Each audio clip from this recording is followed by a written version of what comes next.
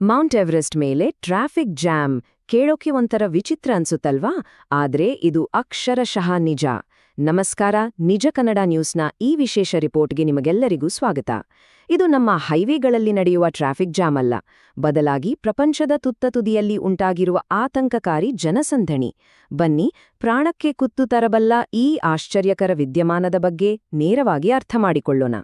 ಮೊದಲಿಗೆ ಈ ಬೆಚ್ಚಿಬೀಳಿಸುವ ನಂಬರ್ ಬಗ್ಗೆ ಸ್ವಲ್ಪ ಯೋಚಿಸಿ. 274.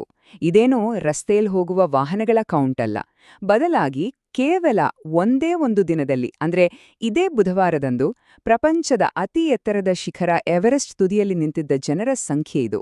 ನೇಪಾಳದ ಎಕ್ಸ್ಪೆಡಿಷನ್ ಆಪರೇಟರ್ಸ್ ಅಸೋಸಿಯೇಷನ್ ಪ್ರಕಾರ ನೇಪಾಳದ ಕಡೆಯಿಂದ ಒಂದೇ ದಿನ ಇಷ್ಟೊಂದು ಜನ ಶಿಖರ ಏರಿರುವುದು ಇದೇ ಮೊದಲು, ಮತ್ತು ಈ ಸಂಖ್ಯೆ ಇನ್ನೂ ಹೆಚ್ಚಾಗುವ ಸಾಧ್ಯತೆಯೂ ಇದೆ. ಭಾಗ 1. ಎವರೆಸ್ಟ್ನಲ್ಲಿ ಟ್ರಾಫಿಕ್ ಜಾಮ್. ಒಂದೇ ದಿನ ಅತಿ ಹೆಚ್ಚು ಜನ ಶಿಖರದಲ್ಲಿ ಸೇರಿದ್ದು ಹೇಗೆ ಅಂತೆ ನೋಡೋಣ. ಈಗ ಒಂದು ನಿಮಿಷ ಯೋಚನೆ ಮಾಡಿ. ಈ ಬೃಹತ್ ಜನಸಂದಣಿ ಸೇರಿರೋದು ನಮ್ಮ ಮೆಜೆಸ್ಟಿಕ್ನಲ್ಲೋ ಮಾರ್ಕೆಟ್ನಲ್ಲೋ ಅಲ್ಲ, ಬದಲಾಗಿ ಸಮುದ್ರ ಮಟ್ಟದಿಂದ ಬರೋಬ್ಬರಿ 8,849 ಮೀಟರ್, ಅಂದ್ರೆ ಸುಮಾರು 29,032 ಅಡಿ ಎತ್ತರದಲ್ಲಿ. ಅಲ್ಲಿ ಸರಿಯಾಗಿ ಉಸಿರಾಡೋಕ್ಕೂ ಕಷ್ಟ. ಅಂಥದ್ರಲ್ಲೇ ಇಷ್ಟೊಂದು ಜನ ಒಟ್ಟಿಗೆ ಸೇರಿದ್ರೆ ಪರಿಸ್ಥಿತಿ ಹೇಗಿರ್ಬೇಡ, ನೀವೇ ಊಹಿಸಿ. ಇದು ನಿಜಕ್ಕೂ ಆಘಾತಕಾರಿ. ಭಾಗ 2. ಈ ದಟ್ಟಣೆಗೆ ಅಸ್ಲಿ ಕಾರಣವೇನು? ಈ ದಿಢೀರ್ ಟ್ರಾಫಿಕ್ ಜಾಮ್ಗೆ ಕಾರಣವಾದ ಆ ಭೌಗೋಳಿಕ ಮತ್ತು ಹವಾಮಾನದ ಅಂಶಗಳನ್ನ ಈಗ ಡಿಕೋಡ್ ಮಾಡೋಣ. ಈ ಅಪಾಯಕಾರಿ ಟ್ರಾಫಿಕ್ ಜಾಮ್ಗೆ ಒಂದು ಪ್ರಮುಖ ಕಾರಣ ಸೆರ್ಯಾಕ್ ಅಂದ್ರೆ ಬೇರೇನೂ ಅಲ್ಲ, ಪ್ರವಾಸಿಗರು ಹೋಗುವ ಮುಖ್ಯ ಮಾರ್ಗದ ಮೇಲೆಯೇ ನೇತಾಡ್ತಿರುವ ಬೃಹತ್ ಗಾತ್ರದ ಹಿಮದ ಬಂಡೆ. ಈ ನೇತಾಡ್ತಿರುವ ಹಿಮ ಬಂಡೆ ಯಾವಾಗ ಬೇಕಾದ್ರೂ ಕೆಳಗೆ ಬೀಳ್ಬೋದು ಅನ್ನೋ ಆತಂಕದಿಂದಾನೇ ಈ ವರ್ಷದ ಸ್ಪ್ರಿಂಗ್ ಚಾರಣ ಸ್ವಲ್ಪ ತಡವಾಗಿ ಶುರುವಾಯಿತು. ಹೀಗಾಗಿ ಜನ ಕೆಳಗಡೆನೆ ಕಾಯುವಂತಾಗಿ ಕೊನೆಗಿಂತದೊಂದು ದೊಡ್ಡ ದಟ್ಟಣೆಗೆ ಮುನ್ನುಡಿ ಬರೆದಂತಾಯ್ತು. ಇದ್ರ ಜೊತೆಗೆ ಇನ್ನೆರಡು ಪ್ರಮುಖ ಅಂಶಗಳು ಸೇರ್ಕೊಂಡು ಒಂದ್ಕಡೆ ಹವಾಮಾನ ಇದ್ದಕ್ಕಿದ್ದಂತೆ ಸ್ವಲ್ಪ ಕ್ಲಿಯರ್ ಆಯ್ತು. ಆಗೇನಾಯ್ತು, ಬೇರೆ ಬೇರೆ ಕ್ಯಾಂಪ್ಗಳಲ್ಲಿ ಹವಾಮಾನಕ್ಕಾಗಿ ಕಾಯ್ತಾ ಕೂತಿದ್ದ ಎಲ್ಲಾ ಕ್ಲೈಂಬರ್ಸ್ ಒಮ್ಮೆಲೆ ಶಿಖರದ ಕಡೆ ಮುನ್ನುಗ್ಗಿದ್ರು. ಇನ್ನೊಂದು ಕಡೆ ಚೀನಾ ಅಧಿಕಾರಿಗಳು ಈ ವರ್ಷ ಎವರೆಸ್ಟ್ನ ಉತ್ತರದ ಮಾರ್ಗವನ್ನೇ ಮುಚ್ಚಿಬಿಟ್ಟಿದ್ದಾರೆ. ಹಾಗಾಗಿ ಇಡೀ ಪ್ರಪಂಚದಿಂದ ಬಂದಿದ್ದ ಎಲ್ಲಾ ಪರ್ವತಾರೋಹಿಗಳು ಇದೇ ನೇಪಾಳದ ದಕ್ಷಿಣ ಮಾರ್ಗದಲ್ಲೇ ಹೋಗ್ಬೇಕಾದ ಅನಿವಾರ್ಯತೆ ಸೃಷ್ಟಿಯಾಯಿತು. ಭಾಗ 3. ಆಮ್ಲಜನಕವಿಲ್ಲದ ಸಾಹಸ. ಈ ಗದ್ದಲದ ನಡುವೆ ನಡೆದ ಒಂದು ಅಸಾಧಾರಣ ಸಾಧನೆಯ ಕಡೆಗೆ ಗಮನಹರಿಸೋಣ. ಇಷ್ಟೊಂದು ದೊಡ್ಡ ಜನಸಂದಣಿಯ ನಡುವೆಯೂ ಒಂದು ಅಚ್ಚರಿಯ ವಿಷಯ ನಡೆದಿದೆ ಗೊತ್ತಾ?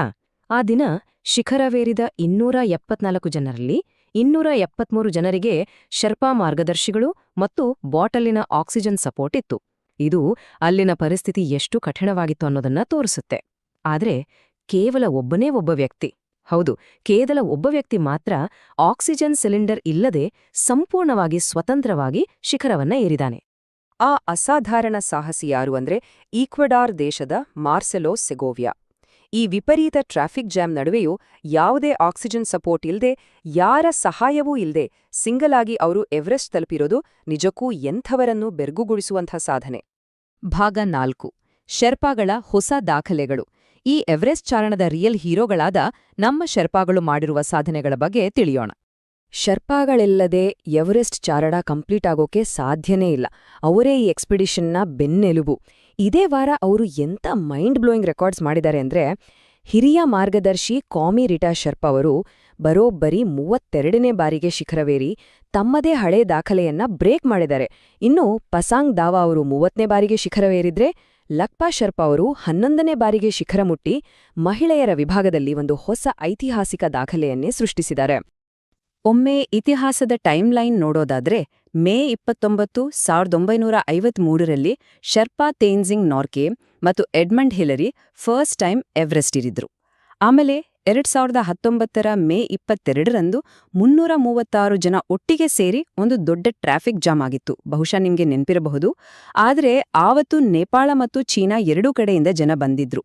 ಆದ್ರೆ ಈ ವಾರ ಆಗಿರೋದಿದೆಯಲ್ಲ, ಕೇವಲ ನೇಪಾಳದ ಒಂದೇ ಕಡೆಯಿಂದ 274 ಜನ ಶಿಖರವೇರಿರೋದು. ಇದು ಮಾತ್ರ ಸೀರಿಯಸ್ಲಿ ಆತಂಕಕಾರಿ ವಿಷಯ. ಭಾಗ 5. ಡೆತ್ ಝೋನ್ನ ಅಪಾಯಗಳು. ಈ ಮೃತ್ಯು ವಲಯದಲ್ಲಿ ಕ್ಯೂ ನಿಲ್ಲೋದರ ಗಂಭೀರತೆಯನ್ನ ಈಗ ಅರ್ಥ ಮಾಡ್ಕೊಳ್ಳೋಣ. ನಾವಿಲ್ಲಿ ಅರ್ಥ ಮಾಡ್ಕೊಳ್ಬೇಕಾದ ಅತಿ ಮುಖ್ಯ ವಿಷಯ ಅಂದ್ರೆ ಈ ಡೆತ್ ಝೋನ್ ಅಥವಾ ಮೃತ್ಯು ವಲಯ. ಡೆತ್ ಝೋನ್ ಅಂದ್ರೆ ಎವರೆಸ್ಟ್ ಶಿಖರದ ಸ್ವಲ್ಪ ಕೆಳಗಿರುವ ಒಂದು ನಿರ್ದಿಷ್ಟ ಪ್ರದೇಶ. ಇಲ್ಲಿ ನ್ಯಾಚುರಲ್ ಆಕ್ಸಿಜನ್ ಲೆವೆಲ್ ಎಷ್ಟೊಂದು ಕಡಿಮೆ ಇರುತ್ತೆ ಅಂದ್ರೆ ಮನುಷ್ಯರು ಬದುಕುಳಿಯೋದೇ ಕಷ್ಟ. ಈಗ ಏನಾಗ್ತಿದೆ ಅಂದ್ರೆ ನೇಪಾಳ್ ಸರ್ಕಾರ ಸಿಕ್ಕಾಪಟ್ಟೆ ಜನರಿಗೆ ಪರ್ಮಿಟ್ ಕೊಡ್ತಾ ಇರೋದ್ರಿಂದ ಇಂಥ ಡೇಂಜರಸ್ ಜಾಗದಲ್ಲಿ ಜನ ಉದ್ದುದ್ದ ಕ್ಯೂಗಳಲ್ಲಿ ನಿಂತು ಬಹಳ ನಿಧಾನವಾಗಿ ಸಾಗುವ ಪರಿಸ್ಥಿತಿ ಬಂದಿದೆ. ಇದು ಅಕ್ಷರಶಃ ಪ್ರಾಣದ ಜೊತೆ ಚೆಲ್ಲಾಟ ಆಡ್ದಂತೆ. ಈ ಪರಿಸ್ಥಿತಿಯ ಬಗ್ಗೆ ನೇಪಾಳಿ ಪ್ರವಾಸೋದ್ಯಮ ಇಲಾಖೆಯ ಅಧಿಕಾರಿ ಹಿಮಾಲ್ ಗೌತಮ್ ಅವರು ಹೇಳಿರೋ ಒಂದು ಮಾತನ್ನ ನಾವು ಗಮನಿಸಲೇಬೇಕು. ಅವರು ಹೇಳ್ತಾರೆ, ಆರೋಹಿಗಳು ವಾಪಸ್ ಬಂದು ಅವರು ಶಿಖರ ಏರಿರೋದಕ್ಕೆ ಪ್ರೂಫ್ ಆಗಿ ಫೋಟೋಗಳನ್ನ ಕೊಡೋವರೆಗೂ ನಾವು ಕಾಯ್ತೀವಿ, ಆಮೇಲಷ್ಟೇ ನಂಬರ್ಸ್ ಕನ್ಫರ್ಮ್ ಮಾಡ್ತೀವಿ ಅಂತ.